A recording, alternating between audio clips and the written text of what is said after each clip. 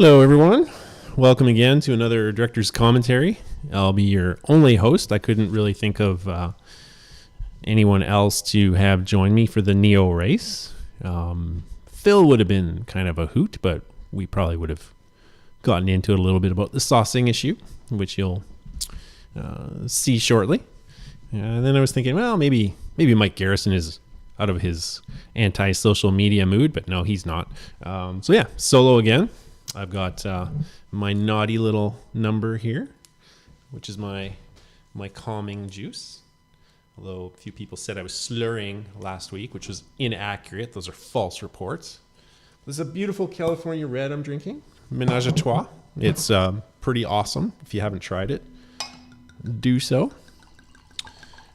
So before I really get going too much, I've been getting a lot of questions this week about a certain acquisition. It's kind of disappointing to see some of the comments about the Proline sale to Horizon. I know it was a very difficult choice for Mr. Matson. I haven't spoken to anyone over there about it too heavily. I do not know what effect it has on Come Drive With Us at this point. I'm not in a position to really talk about what the 21 season looks like. I do have one planned, but it really is up to COVID. The U.S. border is still closed. Yes, we can fly to the U.S., but when we come back, we have to quarantine for 2 weeks. I don't really want to be stuck in my house for 2 weeks just because I need to film an episode. So, I mean, we'll see what next year holds. I don't really know what the future holds. I'm sure that the acquisition for Proline will be a smooth one. As a dealer for the where is it? The RC Depot right there. I'm a little concerned because I'm an online only store, and Horizon frowns on stores like us. So I'm a little concerned about how distribution looks, because I do get a pretty good deal from Proline, and I don't really want to see that go away. But I'm sure it'll be fine. I don't have any information as to what Come Drive With Us looks like for 21. I know my worst case scenario is I can find inner peace and start raising chickens, because that sounds like a really great thing to do. I know a couple people who are hell bent on raising chickens and living life off the grid. I think it's crazy, but there might be something about raising chickens that I might want to look into. So there's that. Anyways, for tonight's episode, I'm really excited about this one because I've been a huge fan of. I've always been a huge fan of the Neo race.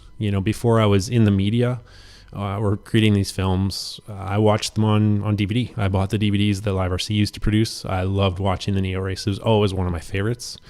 It was dubbed the Indoor Worlds, and rightly so. And you guys will, if you haven't seen the Neo race when it was on YouTube, I'll talk a bit more about that. Ashley. Sorry, Ashley. I had to call you out there because you're the only one who asked me about it constantly. It was an awesome race to go to. I was super stoked to be able to go and film it. I actually ran into Phil at the beach in Messina after the 14 Worlds, and we talked about getting me to the Neo race for the 15 season. And he, at that point, he said, "I'll tell you a little secret, chap. It's probably going to be the last one." So I was really surprised by that and disappointed because I was a huge fan of the race. But he just felt it had run its course. It was going to be the 10th anniversary of said race. And that news broke earlier in the season. And at Silver State, a lot of the guys were disappointed about it possibly being the last one. Regardless, it ended up being a successful race, and it was super fun. It was pretty hard for me personally because I was filming Silver State one weekend, and like I mentioned last week, I flew out of Vegas on Monday. I think I worked on Tuesday to minimize my vacation days a little bit. hung out with the family Tuesday evening. And on Wednesday morning, I was on a flight to London, England. Almost got a divorce that week. Could have saved me a little bit of time. Anyways, the Neo race was awesome. I landed there on the Thursday in London. I think I'd never driven a right side drive car, and I was a little stressed. I was hoping to practice in the rental car parking lot a little bit before embarking, but there was no rental car parking lot. It was literally right at Heathrow, trial by fire. Just got right on a fairly busy road. It wasn't like a highway or anything, but it was, or an interstate or a freeway, but it was not a good place to practice. But I didn't die. I didn't cause any crashes, so that was awesome. I did have a cheat sheet. I forgot to print it off. I was going to print it off for this. I had a cheat sheet on how to do traffic circles, or what they call roundabouts, because it's completely different. It's completely backwards over there. So yeah, I was a little nervous about the roundabouts, and I must have driven through 87 roundabouts between London and the Harper Adams University campus. So yeah, it was fun. It was super fun getting there. I didn't sleep a wink on the airplane, so I was super tired driving there. There was a huge traffic jam in the city just south. I can't remember the name of it, just south of where Harper Adams was. So it was like a 3-hour drive for me. I was super tired. People are texting me. Please don't text me during my live broadcast. It's kind of distracting. Anyways, yeah, so I ended up getting there, started filming right away, because that's what I do. Doesn't matter how tired I am, I start shooting, and it was pretty awesome. But it was a great race, and I'm really looking forward to watching this one with you guys. Let me just set up my stuff here, and let's get going on the Neo race. It's definitely probably the biggest race in Nitro Off-Road. At least I say so myself. I'm biased, of course. But here we got Phil talking about how awesome his race is. You won't find a more international Nitro. And he's right. It is one of the biggest races in Nitro, for sure. Here's my opening shot. Now, I gotta tell you guys, I was on a huge Battlestar Galactica kick when I was editing this one. And Bear McCreary's music is not only awesome, it's royalty free. What are you talking about, Peter? Turn on Wi-Fi while on airplane mode? I don't know what you're talking about. Anyways, so this was a cool shot. It was actually filmed backwards, and they were actually turning the lights off that day. So it looked like the lights were going on, but they're actually going off. This is seriously one of my favorite intros. I'm just going to turn it up a bit.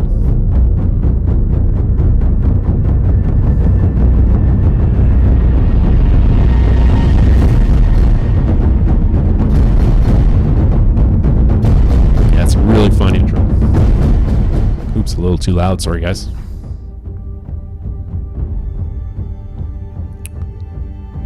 Yeah, there's the music by Bear McCreary. It's just so awesome. Love it. Again, if you haven't watched BSG, start to finish, greatest show on television ever made in the history of television. It's awesome. Got some shots from Phil's old photographer. Oh man, what was his name? It escapes me for now. I'll think of it when it's too late. Immediately following the Silver State. So yeah, it was literally weekend right after Silver State. Landed there, drove straight there. There's actually a pretty funny little Easter egg here.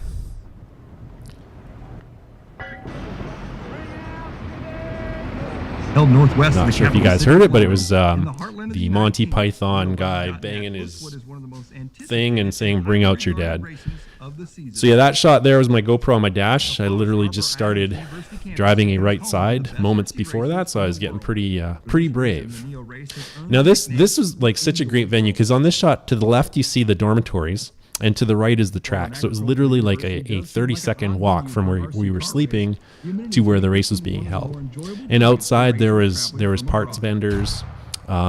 Again, this is another one where the lights were actually going off, but I ran it backwards to make it look like they were going on. Anyways, back to the vendors. They had food vendors out there, and I ate spice and rice for 5 days in a row. It was pretty awesome.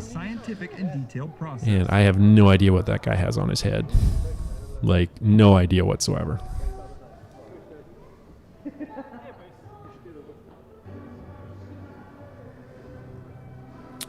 Peter, what are you talking about audio? Like, makes sense on the chat, hey? Already formulating a game plan for each section.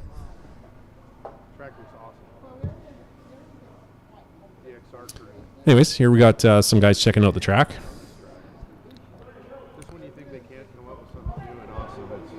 It was a really cool layout. It was extremely technical. Pits, located in an agricultural machinery hall, slowly began And to it fill was up it with was the in an wheel. agricultural But the top machinery drivers hall, from like all around Mike the world just had said. come out to test their luck on the very technical layout.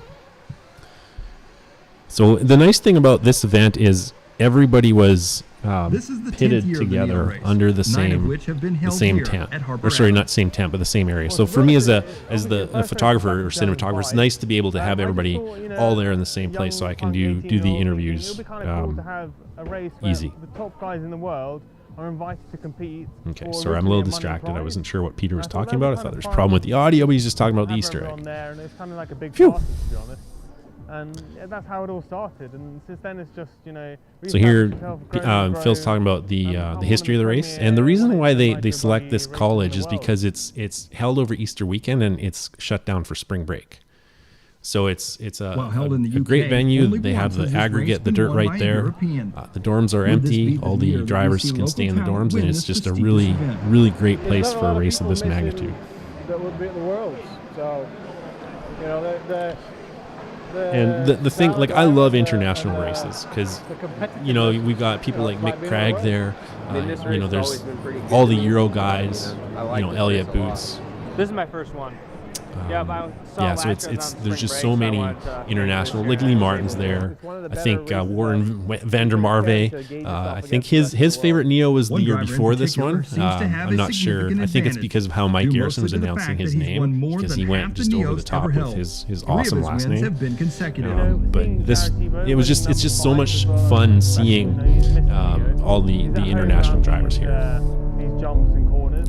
But this race was really owned by Jared Tebow. I believe he's the reigning title holder. I think he has 6. Drake has 4. I'm just doing this off the cuff here. I can't remember exactly what the numbers are. Last weekend, Jared is definitely And riding Jared away was from kind of on a confidence. roll. And one of the season's Or would this be themes the was race that momentum. Ty Tessman breaks out of his You know, post Tessman roll won the slump? world, so I was curious how his momentum would carry forward to the 15 season.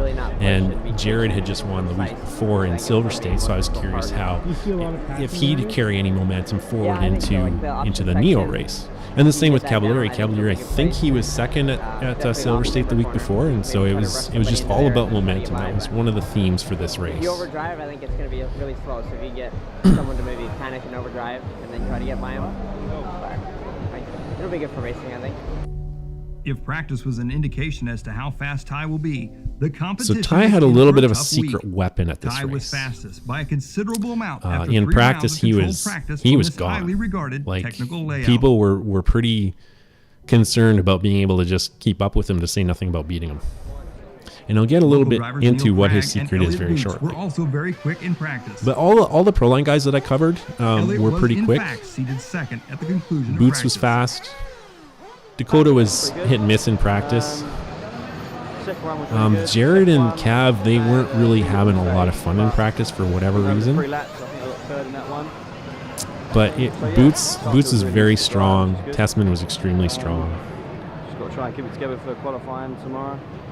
See where it goes from And like This is Tessman, only Boots practice, wasn't however. going for 3 And fast there laps. is, He was after all, just no TQ he was in just practice. going for There practice isn't, but runs. you can at least do some laps.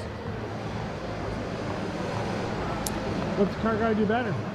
Lee, he was having It's a gotta little bit of stay a rough together time too. For this one, it fell apart in the first one, so a little bit of an oversight, but now we've sorted it. So we're hoping to get some practice now. Lee Martin was struggling to say the least. In the round of practice that he actually So I was really finished, looking forward to he was seeing off the pace and how was Lee would do desperately on this trying to surface, find because more the rear last grip. time I saw him was in Messina, and he was all over Ty in his semi, and unfortunately his motor grew later. So given that this was the Indoor Worlds, I was curious to see if Lee would be that much of a threat at this race. But he did struggle a lot, and we're going to get into his struggles quite a bit here shortly, because they started right out of the gate. The intensity of practice was unusually high, but not because of the stature of the event, rather due to reports leading up to the race that this could be the last Neo race ever. Yeah, so here we're talking about this being the last Neo race. Hopefully it's not, but I mean, we'll see. I'm disappointed, you know. I always look forward to this race. It's organized really good. The track's always fun. Yeah, and as a fan of RC, it was always one of my favorite live RC broadcasts to tune into. I only go to see once a year and stuff. So, yeah, kind of sad that this is the last one. Caesar, I filmed the entire 2015 season on the Sony FS700, and I was using Nikon glass all in the f1 point something or other. Very fast glass, f2 or less. We'll see. We'll see. I'm not saying yes. I'm not saying no. So but Phil was kind of on the fence about running a 11th Neo race. He was enjoying himself at this point, and that's kind of his thing. He wants to have fun. He wants to make sure that he's having fun, because if he's having fun, he's putting on a good event. Everybody else is having fun, and that's his thing. He wanted to keep it fresh, and that was the only reason why he was thinking about ending it. But all the guys talked very highly about it. Gord here, he says it's one of the best races of the season, and it was a very important race. Like, at this point in time, it was number 2 on the contingency scale, meaning the number 1 race for contingency payouts is obviously the Worlds. Neo was number 2. And I have to keep the volume pretty low here because this is still the old song. What happened with the Neo race was I purchased a song from an artist, and then a music licensing company bought the rights to the song. And so the money that I paid for the license was void. And then I tried to work with the music company. I'm not going to mention their name because they suck, Audio Socket. And yeah, they made a big stink about it. And so they ended up forcing me to take the video down, but I'm going to replace the song. The problem that I have is music's really important to me. For me, music makes or breaks a scene. And I just got so attached to the song in this sequence that I just hated to remove it. Anyways, I digress. So this is the director's cut. There's a couple extra scenes in here. I'm not sure when we're going to get to them, but we saw a pretty cool shot there of Mayfield. Mayfield, he had I think he struggled a little bit at Neo the year before, and he really wanted to prove to himself that he could kick some ass at this race. So he put a lot of pressure on himself going into this race. But like so many races, tires are so critical. And the secret weapon I was alluding to before that the Testments had is they were the only ones who brought clay compound tires to this event. They were running, I can't remember what they were running. Oh man, so this is like, from a photo nerd perspective, that is just perfect lighting. I absolutely love that shot. And like, I don't really have a lot of time to prep for any of these interviews, so to get the lighting that good on a run and gun, just hey Neil, how was your run type interview, it was amazing. Not to pat my own back or anything, but that was like the coolest shot ever from a lighting perspective. So this is round 1, and we're starting to see how Ty's tire selection was pretty smart, and they were nervous about it because they had never brought MC compound to this race. They weren't really sure what it would do, but they found out pretty darn quick because they didn't feel fast, but they're 7 seconds ahead of the entire field.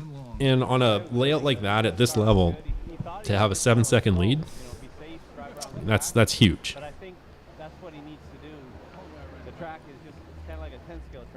Like, it was a pretty technical layout. It was tight. It wasn't super fast. It wasn't about having power. It was just about keeping your corner speed up. I believe Boots was in P2 behind Tessman in round 1. And he also had a really solid run. But as you can see, his car is a little edgier, a little harder to drive. Here, Boots is talking about clay of some kind. Manages to keep his times competitive. I got third in that run. I think I was yeah, sorry. Boots was in P3 after this run. a little bubble. Wasn't actually a crash, but it cost me a couple of seconds. Caesar, no, I don't really have a list of interview questions. Sometimes I do if there's a topic I want to tackle, but it's on an ad hoc basis. I don't list it. It's all up here, man.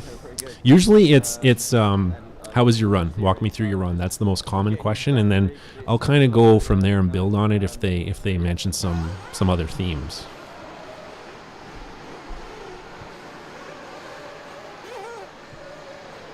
Just surfing through the comments here. His son raced since he was 9. Chris Boots cannot help but be Yeah, so it was nice to see Elliot doing well, because him and his dad have been doing this since Elliot was 9 years old. It was awesome to see them succeeding, because he kind of had a rough go of it in Messina just a few months prior to this. father-son race teams in Europe. And the other prominent father-son team, Neil Craig, is pretty awesome, because somebody's probably going to correct me if I'm wrong on this, but I don't think he was, at this point, I don't think he was like a full-time racer. I think he had a day job working for an RC distributor, or he may not even have been in the industry. I can't remember, but for him to lay it down like he does, it's super impressive. It really is. I'm really pleased. First ever TQ at Neo Buggy, so I'm really happy. It wasn't terrible, it just wasn't brilliant. Sorry, I just had to make it a little brighter. The sun is setting over here in Edmonton, Alberta, Canada, and need to make myself a little brighter. So Lee Martin, he had kind of a rough go. Like I mentioned earlier, it was an uphill battle right from the start. I think in Q1 he broke in the warm-up, so he was a DNS. It did not start for that round. And at races like this, you can't start them out like that. It just sets up such negative momentum for you.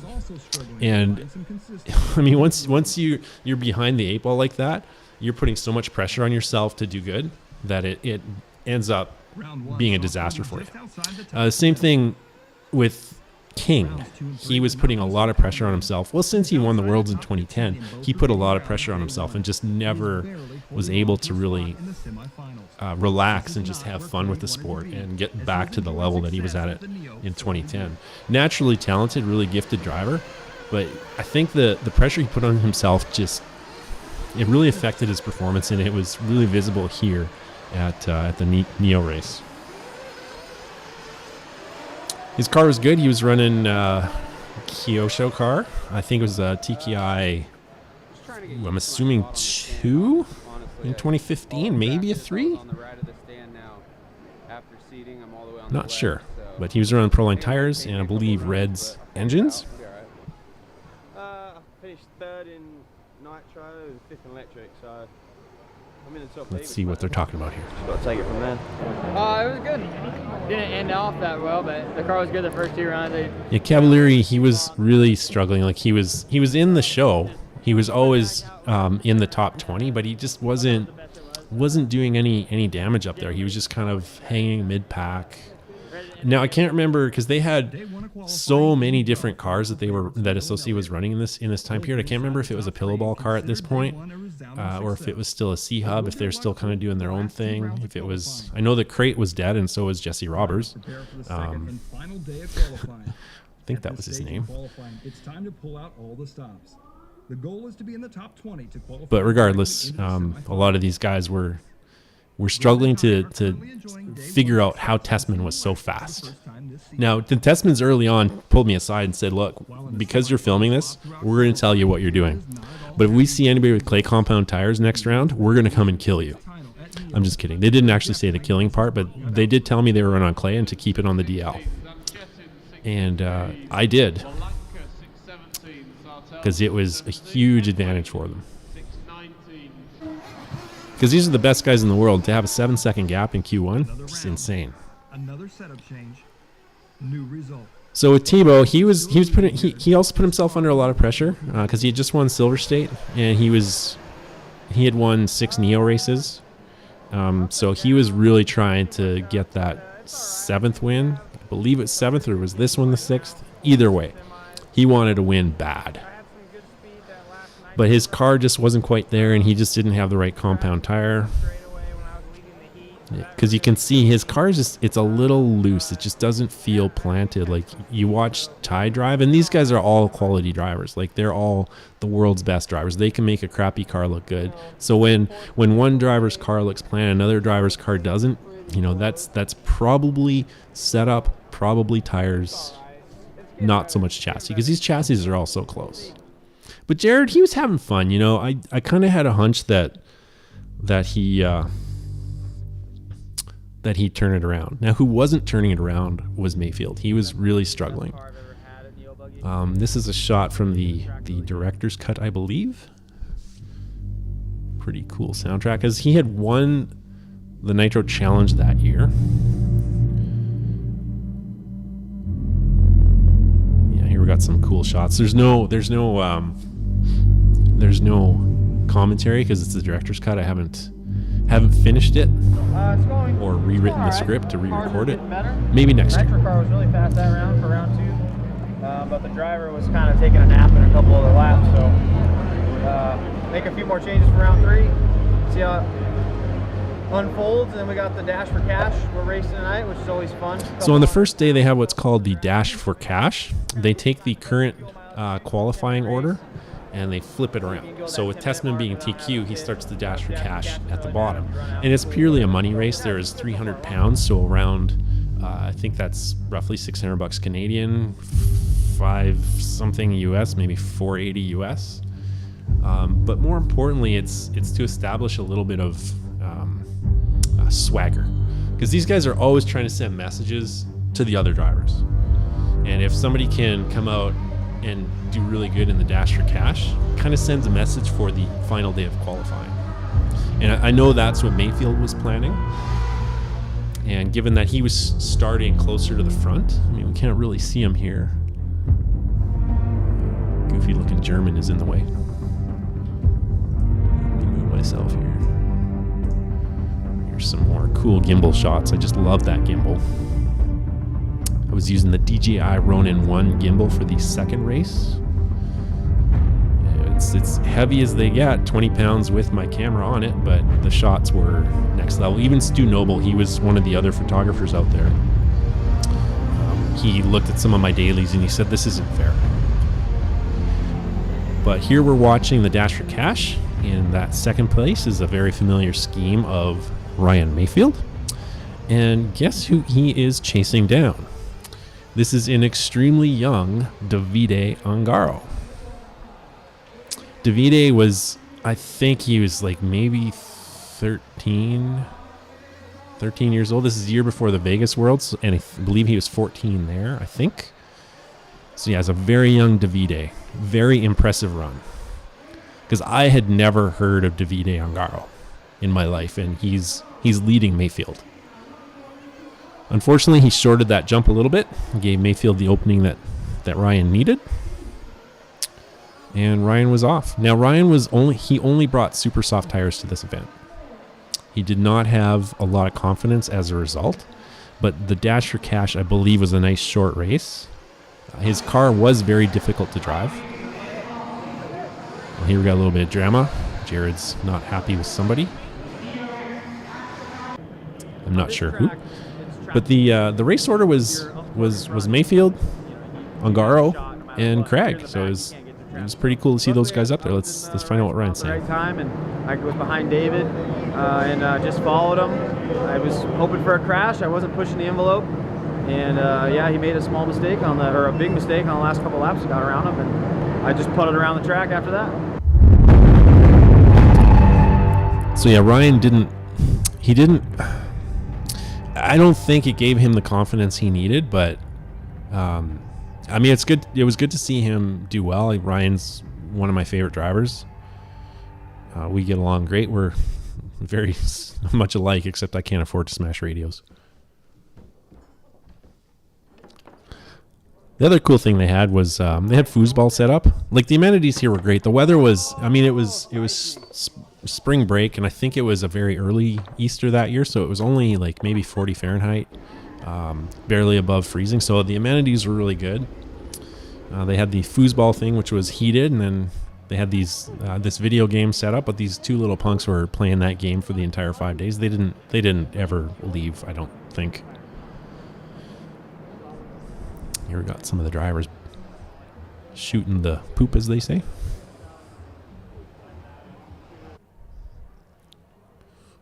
And all the seating was assigned, and there's a nice little nod to Tessman being the world champ. Now, I think this is the last day of qualifying, so this is the third and fourth rounds. Ty TQ'd both rounds on day one. But his season wasn't awesome. I spoke of momentum. He struggled at Nitro Challenge after having won the World Championships. And at Silver State, he just didn't do all that great. I think he was on the podium in buggy, but it was difficult for him. And he was also the incumbent champion for this race. It didn't. His season just didn't seem to be going the way that he had hoped coming off a World's title. But you know, they always talk about that World's curse. I mean, we've seen it so many times. Battier hasn't really done a whole lot since he won in Argentina. Cody King completely deserved the 2010 title. 100% earned that win. He was the guy to beat in that main, but he just never did anything after that. And so the big question is, you know, what's Tessmann going to do?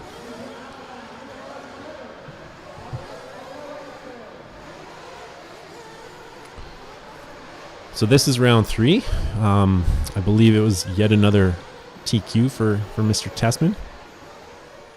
It is said that in professional RC racing, Let's see what Mike is telling us. Win, but only one thing has to go wrong to lose. Yes, this is a great quote. I think I stole it from one of the A-Main videos. I believe it was a Jared Tebow quote. He was talking about to win a race like this, everything has to go right, but to lose it, only one thing has to go wrong. So would there be the one thing that goes wrong for the Tessmanns? Because so far, this was like they killed it in practice. 3 TQs in rounds 1, 2, and 3, and they were dominating. They were the overall TQ, and here we see Paul King is saying this is Ty's race to lose unless something happens. His fast lap is outrageous, he said. And it was. His fast lap was 0.4, 0.5, 0.6 seconds faster than most of the other guys. It was just like his qualifying in Messina. You know, he was just dominating. And I'm sure the internet guys are going to be like, oh, why are you sucking to the Tessmanns all the time? Why do you suck up to them? Well, he was fast. Like, go upstairs, say hi to your mom, you know, get away from your keyboard for a bit, maybe have her make you some cookies, and then come back down to your keyboard and realize that Tessmann was damn fast, or is damn fast. Freaking internet keyboard guys suck. Anyways, this event was going perfect for Tessmann. But there was some drama coming. Qualifying was done. I think Ty had 4 TQs. It might have just been the 3 and a second or a third. I can't remember if he top qualified all 4. I'm pretty sure he did. But the Neo race uses the ladder system, so the semifinals. Plus they had a last chance qualifier, or a last chance saloon, which is like the greatest thing in RC. I'm so happy that IFMAR has adopted it.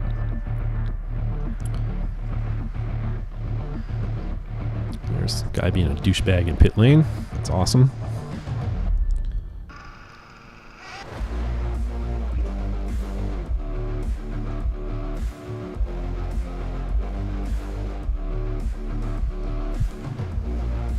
Oh, that was a good shot of Cavalieri. You'll see more about that. Oh, this shot here is hilarious. So, Joe Bonehorse. I love Joe Bonehorse. It was that shot was taken during the warm-up prior to the race. So what I tend to do is I usually go in places I'm not supposed to during the warm-up, and as soon as the race starts, like as soon as the loop is live, I get the heck off the track. And Joe, he was kind of reaming me out about that shot, saying I was in everybody's way on the stairs, and I'm like, dude, it was just warm-up. Like, give me a break. But hey, if I'm not getting yelled at, I'm not doing something right. So I think this is the quarterfinals that we're going to watch, and I think Lee Martin and Cody King are both in said quarterfinals. Yeah, I think that's Lee in P4, and I'm just trying to see if I can find Paul. I may be wrong about Cody being in this one, but I'm not sure. I guess we'll find out shortly. But yeah, Lee Martin was having a rough time. You know, his car was fine. Tracks like this might have been a little better for the C-Hub cars, but this is where the drama starts. And I'm just going to pause this here, because what happened is, I'm sure this isn't going to be super popular, but in the media center, Phil was really upset that Tessmann was just walking away with this one. He didn't want somebody to win this race by 2 laps. He left it at that, and then the next thing we know, saucing is allowed. But like you can't go through a whole event, practice, qualifiers, and then on mains day, on finals day, say, oh, everybody, saucing is allowed. Now, in his defense, it's not in the rule book. Saucing was not disallowed or illegal in his rule book. But to all of a sudden say it's fine really pissed a lot of people off. Really pissed a lot of people off. And it was a douchebag move. It was so douchey. Now, was it because it could have been anybody that was dominating the event, because I know Phil wanted a good race. And in the end, this was a really good race. You know, it was tight. There was nobody dominating by the time the main final came around. So it was probably the right move, maybe-ish, but it was just douchey. He should have just said right away, saucing's allowed, so people could bring the right sauces. And that's really the crux of the matter. These guys, they prep for these races for quite some time beforehand. So when an unexpected event comes, or when an unexpected decision is thrown at them, they're not prepared. And that's exactly what happened here. And we'll see them, let me just reset this. We'll see them ranting about this in this next sequence. Just bear with me here as I find my mouse. There it is. I guess. Oops. But it's always been a question here at NEO about the tire additives. For the most part, it's been a gentleman's agreement not to do it. On main day, it's all of a sudden legal and kind of nobody cares about it. So it's a little frustrating. It's something that if we would have known that at home, we could have came here more prepared. Exactly. But it was a douchebag move. We're all kind of in the same boat. If Sorry, that's not a sorry. dumb game we got to play, then we'll all play it. It's disappointing that we had to find out now. You know, with my experience running the Reedy race and things like that, it's really hard to control that. So what we decided to do there was to have a spec sauce that elevated everybody to a certain amount of grip, and no matter what additive you ran beyond that, the benefits were very marginal compared to the spec sauce. So maybe that's the solution to use here, is you have a spec sauce that everyone has access to. Or a spec tire. And it makes for a more even playing field throughout the event, I think. No, my personal opinion on usage of tire additives, I frown upon it. I don't think it's good for, it's like a barrier of entry to the sport, if we can call it that. I don't think there's a way to police it. Many years ago, and yet Phil used to police it. Like, there was the one year he had the infamous tire sniffer. I'm not sure how accurate the tire sniffers were. I don't know if they were a good way of policing it. But I mean, he could have just left it as a gentleman's agreement, because that's what it had been for many years prior to this. So again, it comes down to spec tires. Let's stop making tire wars. Let's start having a spec tire at these major events. If it's a top 25 RC race, let's have a spec tire. It's just ridiculous. I'm getting a little tired of beating this dead horse, and I'm sure everybody else is tired of listening to me talk about spec tires. But it would be awesome to find out who the fastest driver is, who the best chassis is, instead of who's the best driver, who's the best chassis, who's got the best tire, who picked the right compound, and who picked the right sauce. Not get collected with anybody, and if you have to give up a spot to not get taken out and go down 4 spots. Then, so Dakota, I can't remember what he was talking about there. I was on my soapbox about the saucing. But by now, I think we started seeing a little bit more clay compound, and I think there's a sequence later on. So the other crappy thing that happened was the vendors on site were selling spec tire sauce, but I believe one of the team managers bought every drop of it, and the sauce did not work with the Proline tires. Does it work on yours? Sorry, the WD-40. No. Have a good day. Yeah, and there's Daniel Adams telling us that WD-40 does not work with their clay compound tire.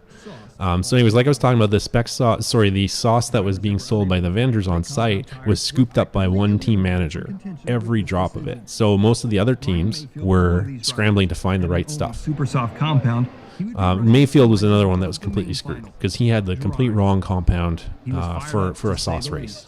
They were like, yeah, we have a machine, you will be banned for life, and blah, blah, blah. Now it's like, whatever, do whatever you want. Well, they keep red machine. And he was not happy, and rightly so, because they came completely ill-prepared. And in years before, they were talking about lifetime bans, and then all of a sudden, for this one, it's okay. The main event here, which is that's the hard part. These guys have fought all week long, trying to get to the positions that they're at, and now they gotta throw a whole other monkey wrench into that system. Yeah, it was super douchey. Like it was an awesome race, and I love Phil to pieces, but to allow saucing was just it was the bad move. And maybe I'm mad because like I'm friends with the Tespins, and maybe I suck up to them. I don't know. Who knows? The internet's probably got an opinion on that. But the other mistake that the Tespins made is they did tell their whole team what tires they were running. I think they told Cody, and then Cody told Jared, and then it just exploded. So it really comes down to, why did Gord tell people what he was running? Well, Gord is a team driver. He believes in sharing data with the entire Proline team. But by the time the semifinals rolled around, everybody had clay compound. And between that and the WD-40, Tessman's advantage was gone.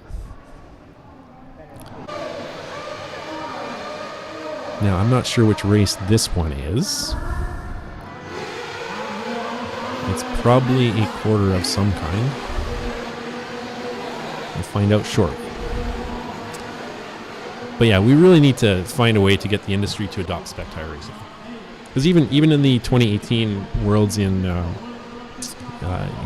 Australia, Davide was taking his temp gun and temping the track for like 2 hours before the main final. Like, kudos to him. He nailed it. He got the right compound. Ty and Mayfield both chose too hard a compound and lost the race as a result. Who are we following? So here we're following Lee Martin and Ryan Lutz, and this is in the quarterfinal. Top two, I believe, went to the semifinals. So yeah, Lee decided to take the hardest route possible to the semifinals. I'm pretty happy right now. Don't know anything can happen. You never know. Lee Martin having earned a spot in the semifinals by bumping. So I think he only had about 10 or 15 minutes to change the setup because the traction was really coming up. Plus, finals day was warmer that day than any other day, so the traction, the grip was really coming up. He just didn't have a whole bunch of time to get a good setup on, and it was he was scrambling. But like I said, he really chose the hard path. DNSing in the first round, being really average through Q2, 3, and 4, and then having to get his butt out of the quarters.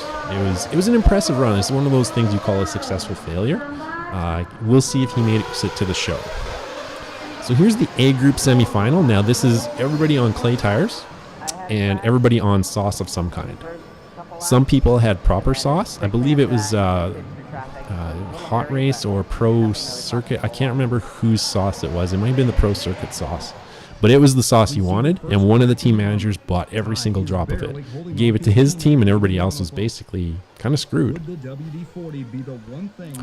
But here you can see, like, David Ronefalk really didn't have anything for Ty in the qualifiers, and neither did Boots. Like, Ty was gone in the qualifiers, and here he's struggling just to stay in front of David. Like, you can see David just has way better corner speed than him. Proper traction compound finds his buggy greatly improved.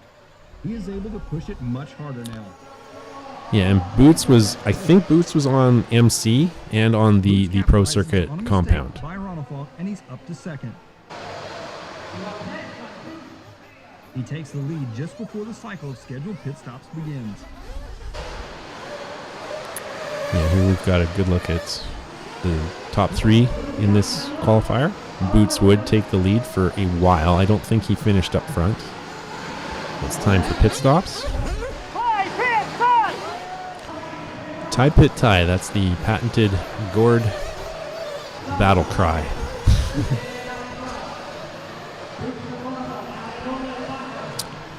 So later in the race, I believe Ty does overtake Elliott,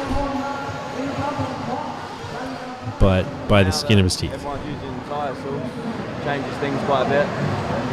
Trying that really, and it's a lot more grip. Yeah, so this was the first heat that at this race that Boots had tire sauce on. It's more grip now, so push the car a lot harder as you step out and things like that. So just learning how much more like you can push yourself in the corners. Just learning that now. Other than that, it's the same. In the late goings of the semi, Ty does manage to overtake Elliott and capture the win. But his dominance from qualifying was nowhere to be found. Yeah, his dominance, like Mike just said, was gone. Like it was gone. In fact, the other group, the top 3 all went faster than Ty. So even though Ty won his semi, he ended up in 4th overall. Thanks to the arrival And of his clay all the guys are tires making setup and the changes addition of tire because the sauce. temperature was higher, the grip was higher because of the Will sauce. Jared or Ryan So improve really upon their the 10th B and group 8th had place a huge qualifying advantage because they positions. were able to watch the A group, and I believe they were able to make changes to their car. I don't think there was a compound, or the cars I don't think were confiscated. I can't remember. But anyways, Jared and Cavalieri were in 10th position and 8th position when this semifinal started. Now Cavalieri, as you can see, he had a little bit of a tumble there at the start, so he was dead last. Dead last in the B group semifinal. But he really hunkered down, and his car looked great. It looked really, really, really good. I think he was on AKA tires at this time. I don't know if it was a clay compound, and he did have the correct tire sauce. Hint as to which team manager bought every drop of it. So luckily, our tires and our car were on point. And don't blame him. You know, team manager's got to do what team manager's got to do. So that's an interesting shot. What a lot of people don't realize is there's an A main warm up or a semifinals warm up, and the photography guys are allowed anywhere on the track.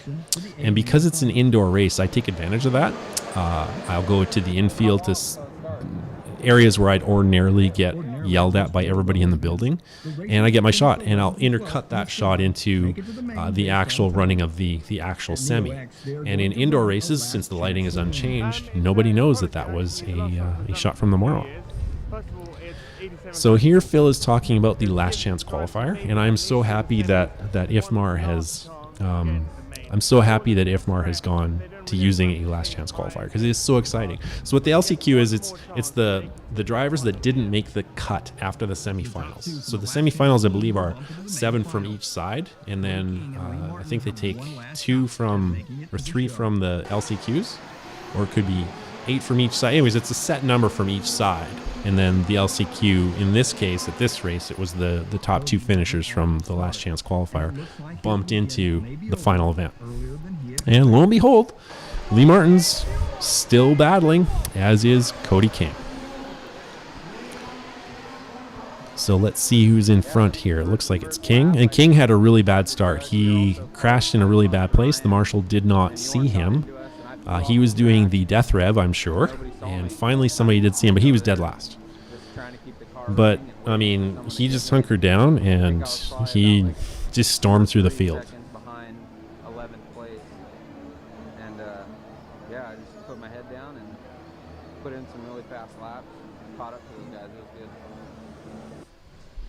Yeah, so here we can see Lee Martin out front, Cody King followed by Joran Neumann,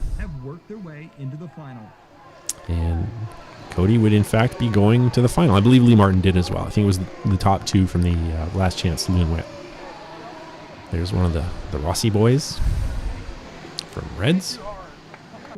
Yeah, that was about as hard as it gets. I don't know, we didn't quite hit the nail on the head up till now, and especially in that last chance qualifier, my car was really good. We've worked out what the tyres we need to do and what setup we need to be on. And it's a bit warmer today.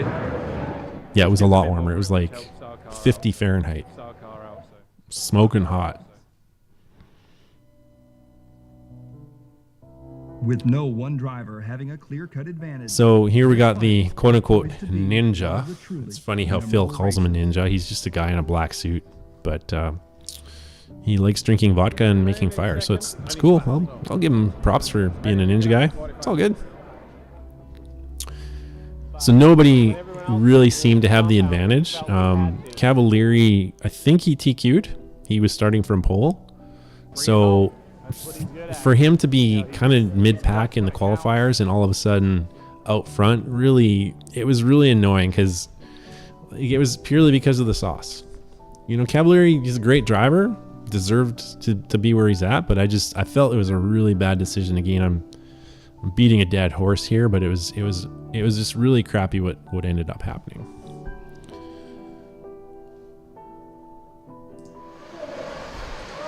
And here's the start of the main final. And the main final is an hour-long event, just like a World's Championship race. Again, that's why this race is aptly named the Indoor Worlds, or was aptly named the Indoor Worlds.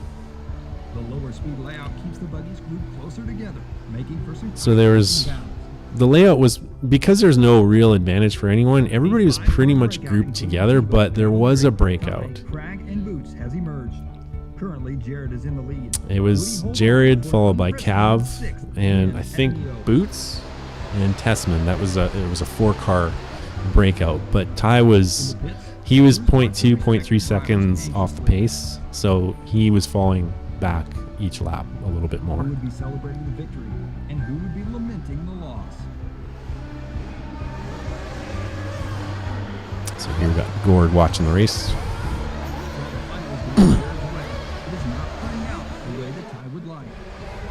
After owning qualifying, So here we got Tessman just kind of struggling to stay within the grasp of the leaders, but he his car was hard to drive. Like, I mean, when your car is losing grip or has a little bit less grip on a track like this, it's really hard to not make errors, and he did make several key errors. The start went pretty good. I got to second, but I just couldn't catch up to Cavallari, and then Yeah, he just basically had nothing for Cav and for Tebow.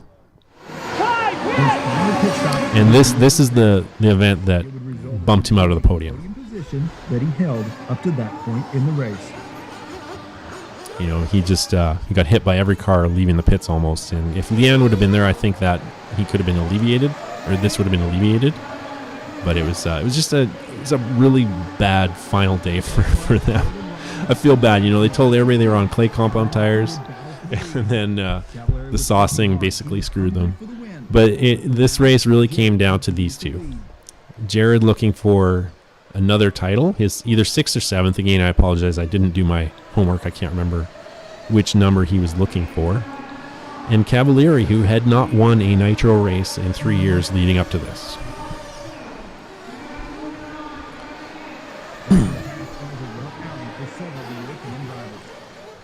But it was definitely exciting watching this final, because it was very close. Both have laps they would like to forget.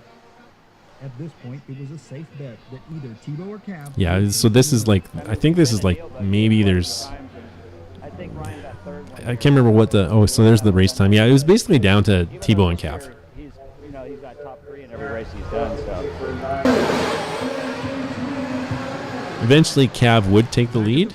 Cavallari was now in the lead, but with 15 minutes of race But time there's still 15 minutes to go, so anything could still happen.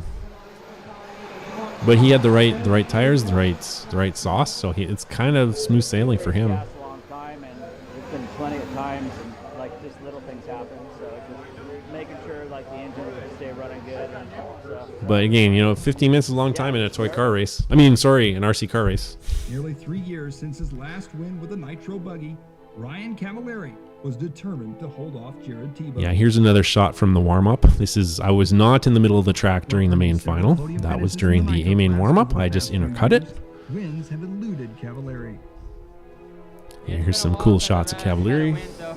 I've been close all year. And he did win it. It was not a huge margin. It was like 3 or 4 seconds over Tebow. So Tebow won the week before at Silver State, and Cavallari got his first win in 3 years here at the Neo race. And I could be wrong, but I think this was like one of Ryan Cavallari's last major wins in Nitro, sure, but I could be wrong. I think there might have been a DNC the next year that he did good at. I just can't remember. You know, if you would have asked me yesterday or 2 days ago if I would be happy with second, I would say for sure, yeah. But then being so close, there's a couple crashes at the beginning I wish I could take back, but no, really, really happy to get second. The weekend's been terrible to Yeah, it was terrible until the sauce. For Ryan and the rest of the podium finishers, celebration is in order. Yeah, so it was This Tebow, race saw some of Cav, Ryan's and I competition in think its history. Boots was Even if in this third. isn't No, the last Ronefalk was Neo, in third. That's it what it will was, go and then down in Tessman was history fourth. I as guess one we'll of see the what the best. race order was at the in the end credit sequence, but Overall, it was a fun race. I just wish there wouldn't have been the saucing flip flop.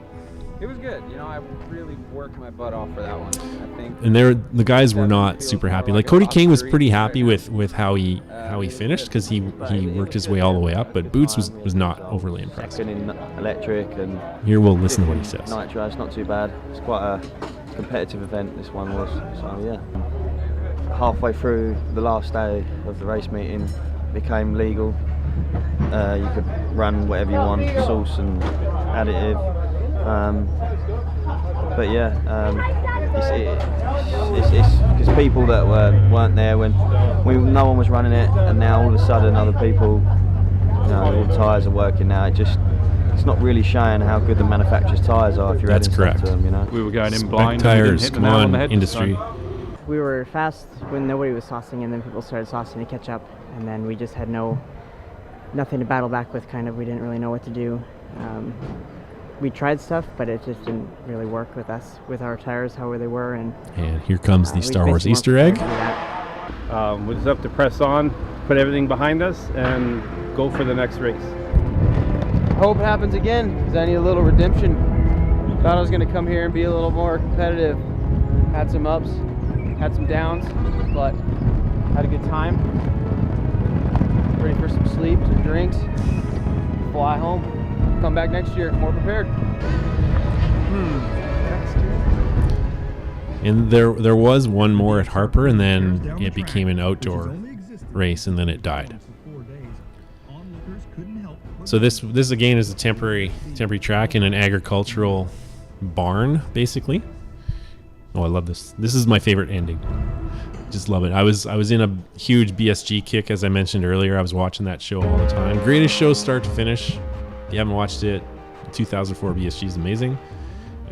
Yeah, so I love the music from it. Used it as much as I could. So yeah, here's the end credit sequence. So yeah, we can see that Ty ended up in 4th. Boots was 5th. Cody King worked his way all the way up to 7th from the quarter, so that was kind of one of those successful failures, as they call it, for Mr. King.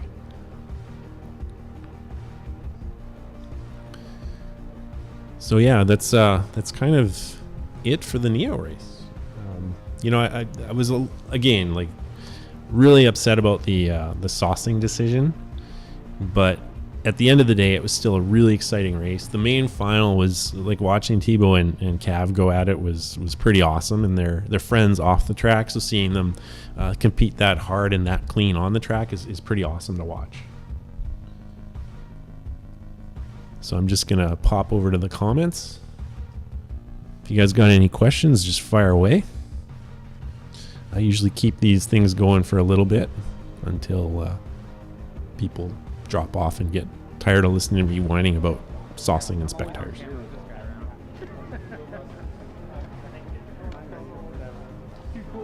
Barry Cox is asking if I have an opinion on what is happening with Proline. No, I do not. We'll see what happens. I think we need to remain positive. The team at Proline is a bunch of smart people, and the core team is not changing, so I'm sure it'll be fine. Yeah, Caesar, there was a lot of drama. But hey, that's what makes these races fun, is drama, right? Curtis Reynolds, you're welcome for the hard work. This was a super fun edit. This is actually one of my favorite Come Drive With Us, to be honest.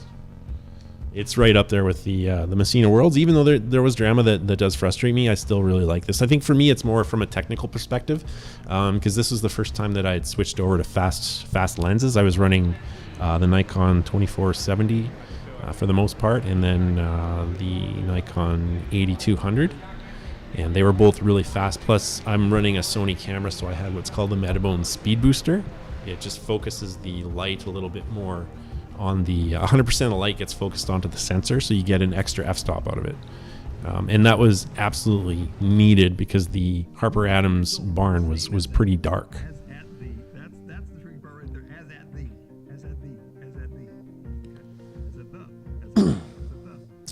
So Tyrone Robinson is asking if I've been running. Yeah, I've ran a little bit. I ran in Calgary a couple weeks ago.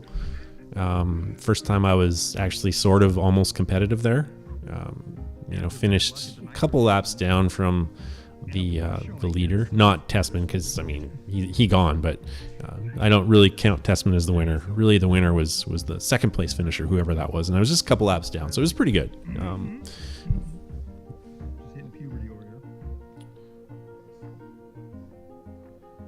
What's the next director's commentary? I believe it's the Hot Rod Shootout. I'm going to try to see if I can get a guest to join. I just don't know who would be interested in joining me on that one. I should really get Josh Boring. That would be hilarious.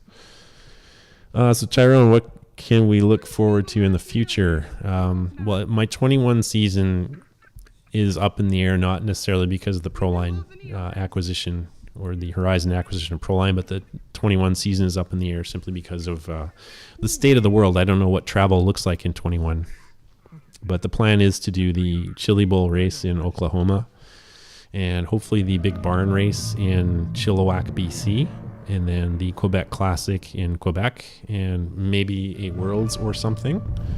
I'm just not really sure at this point. I still have the Icebreaker edit, which I'm in the script writing phase now. And when that one's done, I have the Transcend Worlds video that I'll be working on. Let me just switch my camera here a little bit. There we go. So I'm just going to go through the comments here a little bit. What's up with the stuff on Ty's face is what Peter's asking. I think he's just trying to be a little bit more manly. I mean, he's 26, 27. He's not a young kid anymore. In fact, when I watched these episodes, not so much the 15 season, because he started to look a little bit more grown up, but when I watched the 14 episodes, I couldn't believe how young Ty looked. I can't imagine how much younger I looked. All right, Caesar, take care. Thanks for your questions. Caesar's just leaving. Who else? Let's see. What other questions should we answer? Marcus Olivia Dirks is watching. Welcome. Dustin Branson is watching. Welcome.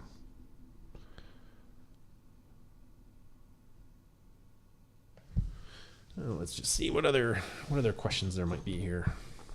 Lots of people ask me what's going on with Proline. I don't know. I just don't know. It'll be fine. So Maple Syrup is asking if I think HB Racing will make a comeback in the 10th scale scene again. I'm not sure. Their two-wheel drive platform is struggling. Their four-wheel drive platform's always been really strong. So I think they've got a bright future in four-wheel drive. I'm just not sure about two-wheel drive. So I can't really answer that question.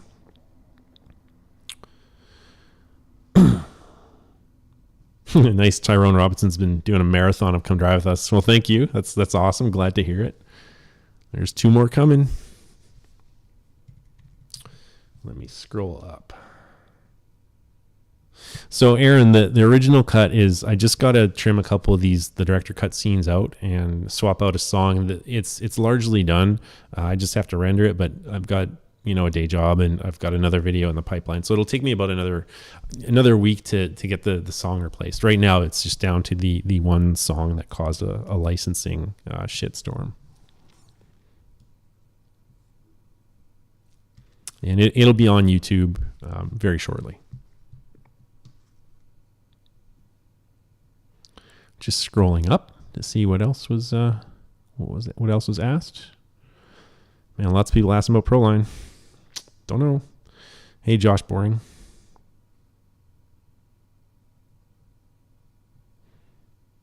But yeah, it'd be really nice if we could get to a spec tire scenario. It's I'm just tired of people losing races based off of the tire they choose. Can I re-upload some of the older episodes from 2014? Well, all the 2014 episodes are up, so there's no need to re-upload them. They're all on my YouTube channel. Just search for Come Drive With Us or 5150 Media Productions. And 5150, for those of you who don't know, I'm a huge Van Halen fan, so that's where I started using that. And they basically use it because it's the Los Angeles County Police Code for escaped mental patients. So yeah. I'm a little crazy, so I figured I'm a little crazy and a huge Van Halen fan, so I figured, hey, Why not? And 5150 Productions was taken, so I just kind of adopted 5150 Media Productions as an operating as name. In my eyes, so Patrick is asking, in my eyes, who do I think will be the next big shots? Who's on my radar? Well, CJ Jellin is always on my radar. He's super fast. I've kind of lost touch with who's been developing really well down in the States because I've been up here not able to travel. But he's lightning fast, super fast. Obviously Davide Ongaro, he's young. I think he's only 17, maybe 18. So he's going to have a long career. He's going to be a threat for many years to come. But other than that, like there's that kid that caused a big hoopla a few years ago, Tater. I think he only runs 10 scale stuff, but he's super fast in the 10 scale arena. As far as the young kids, I mean, we just kind of have to watch. Off the top of my head, I can't really remember. Do I make any other format of racing videos? I did do a karting video. But as far as racing, no. Oh, and I did a shoot with Mike Garrison. He was doing some side-by-side racing. We did a little documentary on his side-by-side adventure. We might have to reboot that because he's back into it now. He took a couple years off the side-by-side stuff. So, yeah.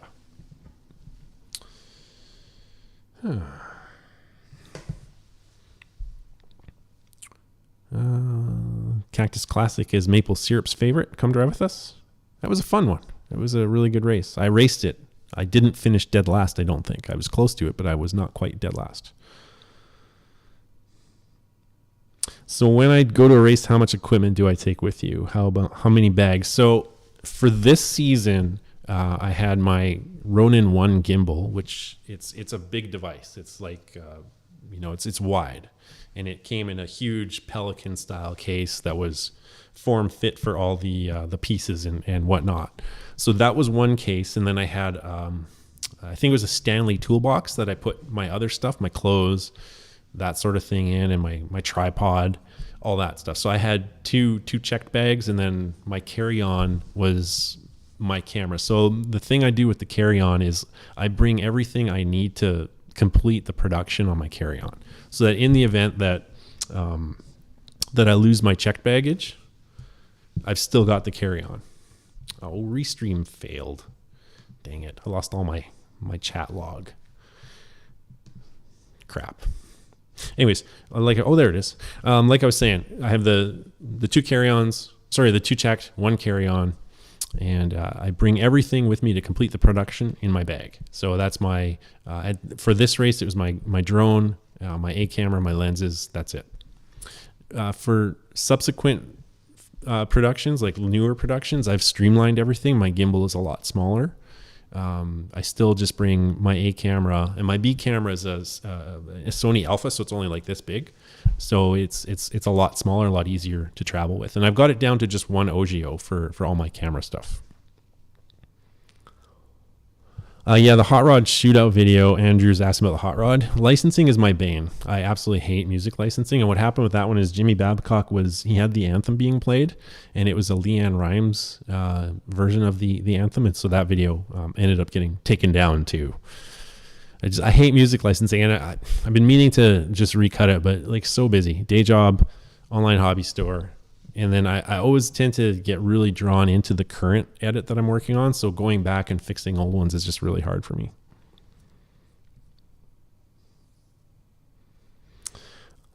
Aaron Wanger, you're welcome. No problem.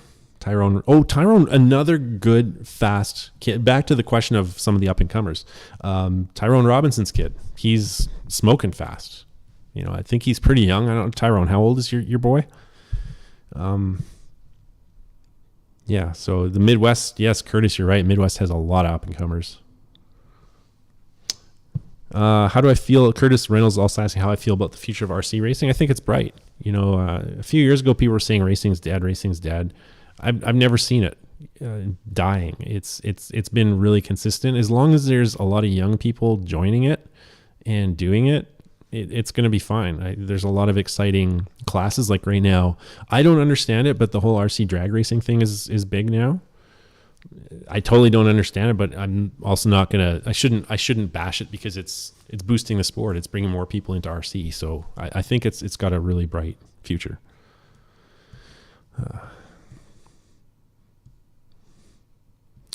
Tyrone, you always look for yourself in them. Yeah, a lot of people do. Just scrolling up here to see what other questions there are. Hi, Eric. How are you? Peter Husser saying Chili Bowl. I'm going to get a face full of Tyler Keel in Oklahoma. Yeah. It's not a big selling feature to go now, is it?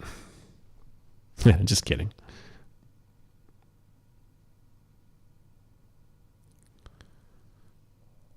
Just scrolling up, seeing what else people are asking. Make sure I didn't forget anything.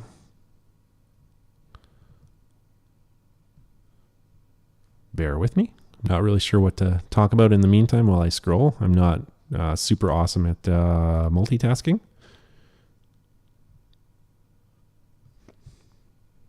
All right. Well, I think that's kind of it. I don't really have anything else to chat about. You know, we covered a lot of topics at this race. Again, it was an entertaining race. I was always a huge fan of the Neo race. When I heard that this might be the last one, I was a little sad by that because I really loved it. And as far as the next year, I can't remember what happened in the 2016 edition of Neo. I don't remember who won it. Who did win it? Where's my glass of wine? Tyrone, it's right here, man. It's I haven't finished it yet. But yeah, it was sad to see Neo kind of disappear. It turned into an outdoor race, and I know there's a lot of drama about the Americans not coming to that one, and it almost looked like it was a boycott. Well, the reason they didn't go is because it was a track that all the Europeans had run on many, many times. Because some of the European tracks, they don't change their layouts. And the Americans just felt that the Euro drivers had a huge advantage. So they just didn't go. And with Neo being outdoor, I mean, there's so many outdoor races that we can go to here instead of flying to, that one was held in Spain.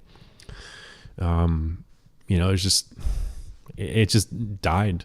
It just flat out died. It's too bad because I loved seeing the Neo race. Now I think the DXR crew, they're the ones who built the track. I think they run, the name escapes me. It's like Kings of the Dirt or something. I can't remember what they call the race now.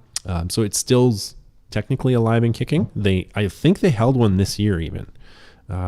Or it may have gotten canceled. I can't quite remember, but I know that at Harper Adams during Easter there is a race held, and DXR is the crew putting it on. So I guess Neo isn't technically dead, but I mean it sort of is. There still is a race at Harper Adams. It's just not branded as Neo. Anyways, I think I'm rambling. I don't see any exciting questions coming up. So next week I'm going to do the Hot Rod Shootout. I might have a guest. I'll have to see who's potentially interested. But yeah, so that's pretty much all I got. So yeah, thanks for joining. And for those of you guys who watch this later on after it posts, I hope you enjoy it. And I will see you guys next week. Cheers.